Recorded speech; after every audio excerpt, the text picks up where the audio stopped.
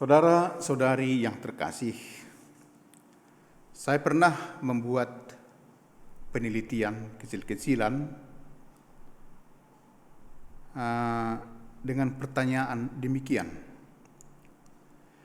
Jika ada orang yang bersalah dan berdosa, pilihlah salah satu jawaban yang paling sering Anda lakukan dari 4 pilihan ini. A. Langsung menegurnya, jika perlu membalas atau menghakiminya. B. Mendiamkan sambil menggerutu dalam hati. C. Membicarakan dan menceritakan kesalahan dan dosa itu kepada orang lain. D. Mengajak orang yang bersalah dan berdosa itu berbicara untuk menyadarkan dia akan kesalahannya. Yang paling banyak memberikan jawaban adalah jawaban B. Mendiamkan sambil menggerutu dalam hati. Kemudian jawaban D. Mengajak orang yang bersalah itu berbicara. Kemudian saya buat lagi pertanyaan. Jika ada orang bersalah dan berdosa terhadap saudara-saudari, pilihlah jawaban yang paling sering dilakukan oleh orang lain. Sekarang tidak ada orang lain dari 4 pilihan ini.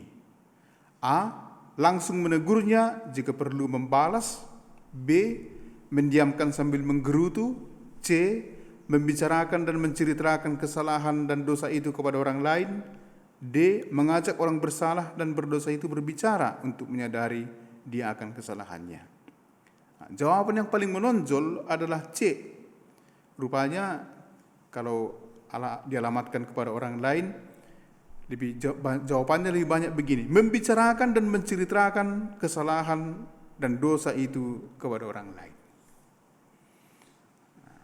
Kecenderungan manusia kalau melihat orang lain berdosa, ya dibicarakan. Tapi kalau secara personal ditanya, umumnya diam, saya mendiamkan saja katanya. Saudara-saudari, kecenderungan mereka yang memberikan jawaban atas pertanyaan di atas adalah mendiamkan atau membicarakan kesalahan orang lain kepada orang yang lain. Bacaan pertama dari nubuat Yehezkiel dikatakan demikian. Jika engkau tidak berkata apa-apa kepada orang yang berdosa, aku akan menuntut pertanggungjawaban atas nyawanya daripadamu. Hal ini mau menegaskan bahwa jika kita tidak memperingati atau memperingatkan orang yang bersalah supaya bertobat dan dia mati dalam dosanya, dari kita dituntut Allah pertanggungjawaban. Pertanggungjawaban atas nyawa orang yang berdosa itu. Akan tetapi jika kita mengingatkannya dan dia mati, ya kita bebas dari pertanggungjawaban itu. Itu dikatakan dalam kitab Nabi Yehezkiel. Apa yang mau dikatakan dengan ini? Kita wajib menasihati, memperingati, menegur orang yang bersalah. Orang bersalah dan berdosa diumpamakan sebagai orang yang tersesat. Orang berdosa adalah mereka yang sedang berjalan menuju pintu maut. Maka jika kita melihat orang yang menuju pintu maut, menuju kematian, harus kita kempang supaya mereka tidak masuk ke dalam maut. Itulah artinya menegur orang yang berdosa. Mencari dan menyelamatkan yang hilang berarti dengan cinta menegur saudara yang bersalah dan berdosa. Jika kita sedang melihat seseorang berjalan menuju pintu alam maut, hendaknya kita hempang, alihkan supaya berjalan ke jalan yang benar, ke jalan kerajaan Allah. Murid Kristus dikatakan juga wajib menegur. Nah, demikian Yesus mengajak semua saudara untuk menegur orang yang berdosa. Tanggung jawab moral setiap murid untuk menegur dengan cinta. Menegur bukan karena mau mempersalahkan, mau mempermalukan, tetapi menegur karena cinta akan saudara itu. Orang yang tidak menegur berarti membiarkan saudara itu atau saudari itu berjalan menuju kebinasaan. Dan ini tidak ada cinta. Jika kita mendiamkan orang dalam keadaan berdosa, berarti kita membiarkan dia berjalan menuju maut. Allah tidak ingin kita membiarkan saudara-saudara kita berjalan menuju maut.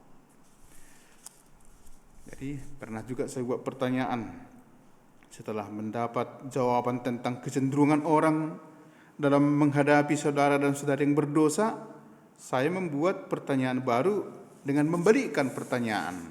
Pertanyaan demikian: jika Anda bersalah, berdosa terhadap yang lain, pilihlah salah satu jawaban yang paling Anda tidak sukai, yang paling Anda tidak sukai orang lain lakukan untuk Anda dari pilihan ini. A. Langsung menegur Anda, menghakimi dan menghukum Anda. B. Mendiamkan Anda. C. Membiarkan dan menceritakan kesalahan dan dosa Anda kepada orang lain. D. Mengajak Anda berbicara untuk menyadarkan dia akan kesalahan.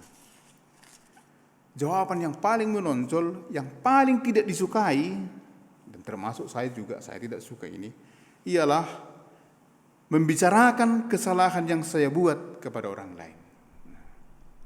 Dan jawaban yang paling disukai, ya mengajak saya berbicara untuk mengklarifikasi kalau benar saya berbuat salah. Saudara-saudari, bagaimana cara menegur? Dalam Injil kita dengarkan tadi, jika saudara dan saudari berdosa, tegurlah dia di bawah 4 mata. Berbicaralah dari hati ke hati.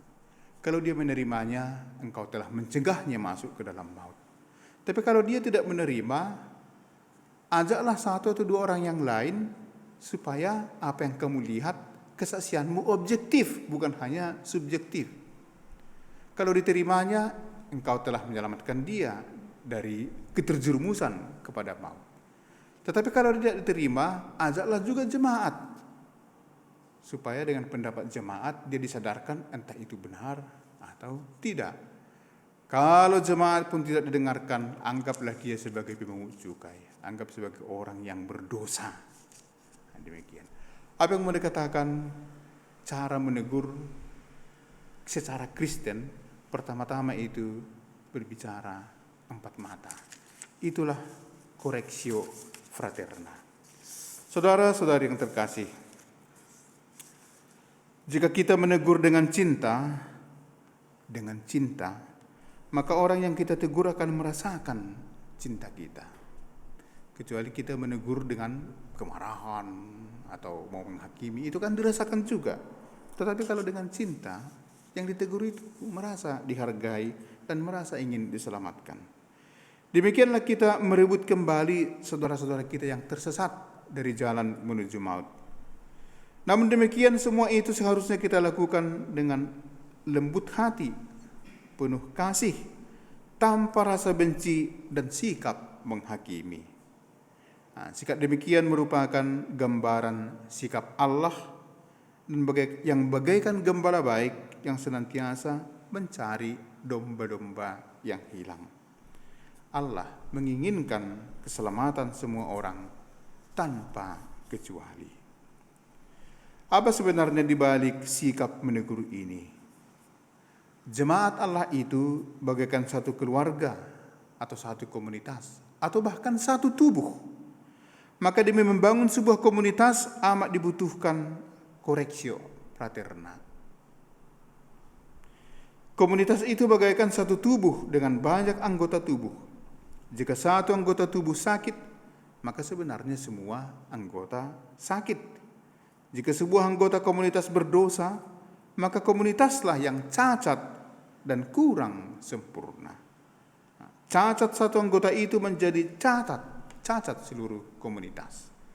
Untuk itu setiap anggota komunitas harus memperhatikan anggota yang sakit dan berdosa demi kebaikan semua komunitas. Bagaimana itu dilakukan? Dengan cinta, dengan kasih, dan penuh perhatian. Marilah membangun komunitas kaum beriman atas dasar kasih, saling percaya dan saling menopang demi kebaikan bersama. Salah satu cara adalah dengan correctio praterna dengan kasih dan kepedulian serta hormat. Amin.